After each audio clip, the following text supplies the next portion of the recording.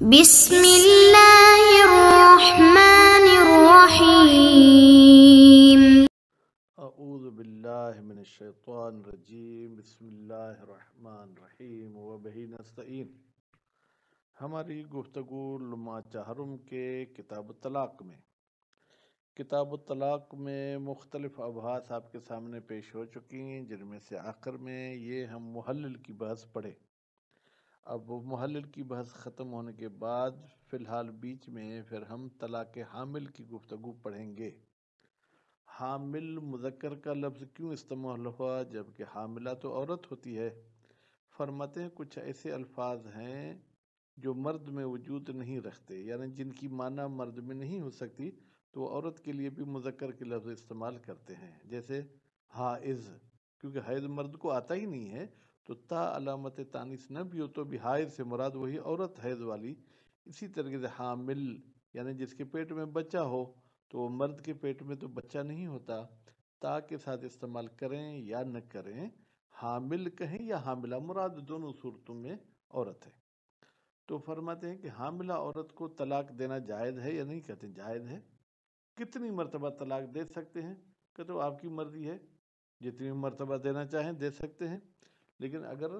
طلاق کے بعد پھر رجوع کرے گا، رجوع میں پھر وہ اگر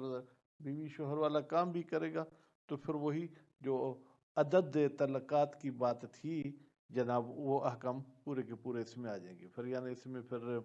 وہ محلل کی بھی ضرورت ہوگی، اور پھر 3 طلاق کے بعد جو ہے کیا ہے محلل 9 کے بعد حرام بھی ہو جائے گی۔ اس کے بعد پھر ایک لفظ فرماتے ہیں کہ جو طلاقیں دے رہا ہے کیا ایک مرتبہ دی، رجوع کیا، پھر دی، رجوع کیا، ایسے کر سکتا ہے یا نہیں؟ کہتے ہیں بہتر یہ ہے کہ اطہار کے حساب سے طلاقیں دے، یعنی کیا، اگر ایک طلاق دی ہے تو پھر طہر کے بعد اس کی طرف رجوع کرے تو ٹھیک ہے، اسی طہر میں اگر رجوع کرے گا تو رجوع کی گنجائش ہے، لیکن پھر اس طہر میں وہ طلاق تو نہیں دے سکتا۔ پھر فرماتے ہیں کہ اگر کوئی شخص جو ہے کیا ہے کئی مرتبہ طلاقیں دے ایک ہی طہر میں تو اس کا کیا حکم ہے؟ اس میں فرماتے ہیں کہ اختلاف ہے۔ بعض علماء اس کو وَيَجُوزُ طلاق الحامل، جائز ہے حاملہ عورت کو طلاق دینا،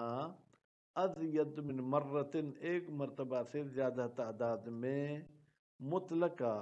مطلقہ کا مطلب ہے چاہے 3 مہینے گزریں چاہے 3 مہینے نہ گزریں، علی الاقوی، یعنی یہ شہید ثانی کی فتویٰ ہے، قول قوی کے مطابق یہ طلاقیں دی جا سکتی ہیں۔ وَيَكُونُ طلاق عدت، اب اگر یکونو کا اسم ہم ازید کو مانیں تو یہ جو اس سے حاملہ کو یا یکونو کا اسم مانیں طلاق الحامل، یہ جو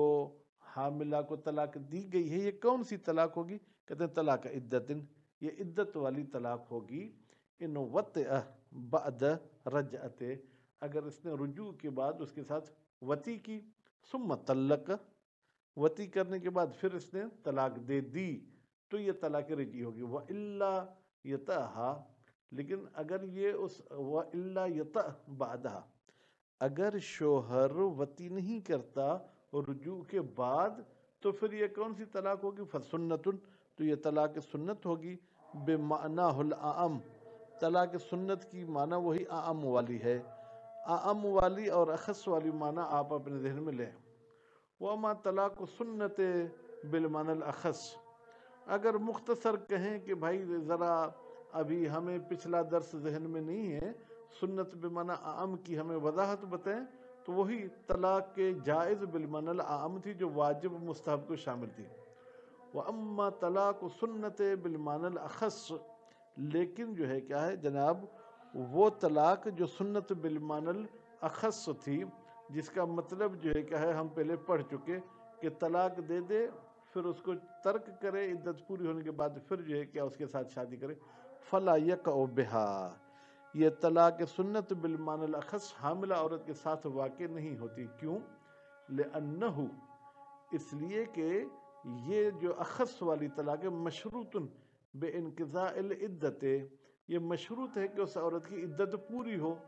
ثم تزویجها ثانیا، پھر اس کے ساتھ جو ہے کہ دوبارہ شادی کی جائے، کما سبق، جیسے کہ یہ وضاحت گزر چکی۔ تو بھائی ہم کہتے ہیں کہ حاملہ کی عدت بھی ختم ہو سکتی ہے، فرماتے نہیں وعدت الحامل لا ينقضی، حاملہ عورت کی عدت ختم نہیں ہوگی الا بالوضع، مگر یہ کہ وہ وضع حمل کرے یعنی بچہ پیدا کرے، وبہی، اور اسی وضع کے ذریعے تخرج عن کون حاملا، یہ حاملہ ہونے سے خارج ہو جائے گی، فلا یصدق،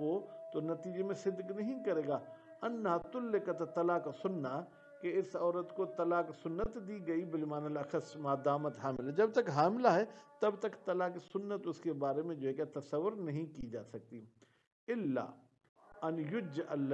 وضعها، مگر یہ کہ اس عورت کے بچے پیدا کرنے کو قرار دیا جائے رجعہ سے پہلے، کیا قرار دیا جائے؟ کاشفن، یہ کشف کرتا ہے، ان کون طلاق سابق، کہ اس عورت کو جو بچے پیدا ہونے سے پہلے طلاق دی گئی تھی وہ طلاق سنت تھی، بذالک المعنی، یعنی اخص والی معنی میں، والاقوال ہنا مختلفۃ، فرماتے یہاں پر طلاق حامل کے بارے میں اقوال مختلف ہیں، کل اخبار، جیسے کہ احادیث بھی جو ہے کیا ہے وہ مختلف ہیں، والمحصل ما ذکرنا ہو، فرماتے ہیں خلاصہ وہی ہے جس کو ہم نے ذکر کیا، ہم نے کس چیز کو ذکر کیا؟ کہ عدی سنی بالمعنی العام ہوگی، اخص نہیں ہوگی، والاولا، بہتر ہے تفریق طلقات، یعنی اس عورت کو جو طلاق دے رہا ہے، کون سی عورت؟ اب وہ حاملہ والی بحث کو آپ چھوڑ دیں، عام عورت کی طلاق والی بات کریں، اس کو جو ہے کیا ہے جناب وہ متفرق کرے چند اطہار پر، متفرق کرے کا مطلب کیا ہے کہ جناب اول طہر میں طلاق دے جس میں اس نے اس کے ساتھ ہم بستری نہیں کی تھی، پھر دوسری طلاق جو ہے کیا دوسرے طہر میں دے، ایسا نہیں ہے کہ پھر پہلے طہر میں رجوع کرے پھر بغیر دخول کے طلاق دے دے، بأن یو کہ کل طلقتن فی طہر، یہ شخص واقع کرے یا انجام دے ہر طلاق کو فی طہر ایک طہر میں، غیر طہر طلقت سابقہ، پہلی طلاق والے طہر میں دوسری طلاق نہ دے، لمن اراد ان یطلق و یراجع، یہ اس بندے کے لیے اولا ہے جس نے ارادہ کیا ہے کہ طلاق دے و یراجع، اور پھر رجوع کرے، ازید من مرتن، ایک مرتبہ سے زیادہ، وہذہ الاولویت بالاضافۃ الی ما یاتی بعدہ، کہتے ہیں کہ یہ تو اولویت ہے اپنی جگہ پر، اس میں پھر ہم اضافہ بھی کریں گے وہ چیز جو بعد میں آئے گی، وہ بعد میں کیا آئے گی کہ جناب اگر ایک ہی طہر میں چند طلاق دیتا ہے تو پھر اس میں اختلاف ہے، کس چیز کا؟ کہ آیا یہ علماء اس کو صحیح بھی مانتے ہیں یا صحیح نہیں مانتے ہیں، تو اس اختلاف سے بھی بچنے کے لیے بہتر ہے کہ طلقات مختلف طہر میں دے، وَإِلَّا فَهُوَ مَوْضِعُ خلاف، اگر اولویت کو نہ دیکھا جائے تو فہو، یعنی یہ جو جناب طلاقیں کو تفریق کرنا اس میں اختلاف ہے، وَإِنْ كَانَ أَصَحُ رِوَایَتَيْنِ صِحَتُهُ، اگرچہ دو روایتوں میں سے جو زیادہ صحیح روایت ہے وہ کہتے صحیح ہے تفریق کرنا طلاقوں کے بیچ میں، وَإِنَّمَا الْأَوْلَى الْمُخْرِجُ مِنَ الْخِلَافِ، ہم نے یہ جو اولا کہا ہے یہ خارج کرنے والا ہے ہمیں اختلاف سے، ان یراجع و یطأ، کہ یہ شخص رجوع کرے اس بیوی کی طرف اور پھر وطی بھی کرے، ثم یطلق فی طہر آخر، یا ثم یطلق، اگر ان یراجع پہ عطف نہیں کرے تو حالت عطف ہے، فی طہر آخر، فإن طلاق ہونا یقع اجماعاً، بالتحقیق طلاق یہاں پر بغیر کسی اشکال کے جو ہے کیا ہے وہ صحیح ہے، یعنی اگر اس نے مواقعہ نہیں کیا ہے تو اس طہر میں طلاق دے سکتا ہے، وَلَوْ طَلَّقَ مرات، اگر کوئی شخص چند مرتبہ طلاق دیتا ہے، پھر طہر واحد، ایک ہی طہر میں، بین یطلق و یراجع، یہ شخص طلاق دیتا ہے اور پھر جو ہے کہ وہ رجوع کرتا ہے، ثم یطلق و یراجع، اور پھر یہ طلاق دیتا ہے اور جو ہے کہ وہ رجوع کرتا ہے، وہکذا ثلاثاً، اس طریقے سے یہ 3 مرتبہ کرتا ہے، فخلافون، تو اس میں علماء کرام کا اختلاف ہے، اقربہ،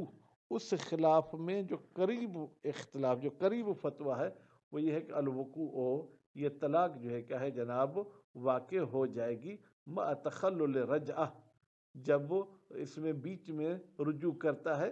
بین کل طلاقین، ہر دو طلاق کے بیچ میں یہ رجوع کرتا ہے. کیوں؟ لعموم القرآن، اس لیے کہ قرآن مجید کی آیت عمومیت رکھتی ہے کہ جو نکاح کرتا ہے پھر طلاق دیتا ہے، نکاح کرتا ہے اور پھر جو ہے کیا وہ طلاق دیتا ہے.